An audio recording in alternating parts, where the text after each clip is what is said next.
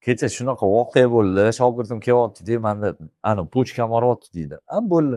O'ziga boring va SKF va kreatin menga analiz tekshiring. Xo'p deyapti. Boryapti, telefon qilyapti, shohga SKF yo'q deb. Shunda telefon beravering, vrachga desam, beryapti-da. SKF bu mochivinami deyapti. SKF bu SKF, mochivina bu mochivina, kreatin bu kreatin desam, yo'q bo'lmasa yo'q.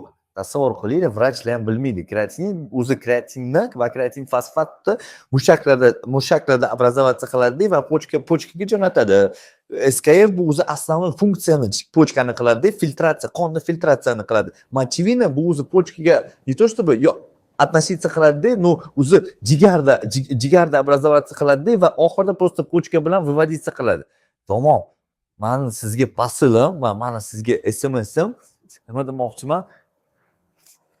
Endokrinologni yaxshilab tanlaylar, trenerni yaxshilab tanlaylar, bilib tanlaylar, chunki bu sizning sog'ligingiz.